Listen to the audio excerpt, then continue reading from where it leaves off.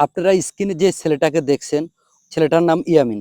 ছেলেটার বাড়ি হলো ২ নং উত্তর চরবংশী ৪ নং ওয়ার্ড। গত পরশুদিন গাছ থেকে পড়ে তার মাথায় আঘাত খায় এবং চোখে এবং শরীরের বিভিন্ন অঙ্গ ক্ষতবিক্ষত হয়ে যায়। চিকিৎসার অভাবে থেমে যাচ্ছে ৯ বছরের ইয়ামিনের জীবন। চিকিৎসা করাতে হলে লাগবে ৩ লক্ষ টাকা। পরিবার তার চিকিৎসা চালাতে কোনোভাবে পারছে না। ঢাকা পঙ্গুতে চিকিৎসাধীন মৃত্যুর সাথে লড়াই করছে। আলহামদুলিল্লাহ আমরা বিভিন্ন জায়গা থেকে ফান্ড কালেক্ট করার চেষ্টা করতেছি।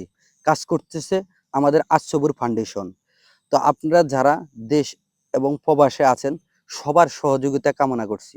কারণ প্রবাসী ভাইরা চাইলে আমাদের ইয়ামিনের চিকিৎসা খুব সহজে করা সম্ভব। আপনাদের সমর্থন অনুযায়ী মাহফুজের বিকাশ নম্বর দেওয়া থাকবে। একটু সহযোগিতার হাত বাড়িয়ে দিন।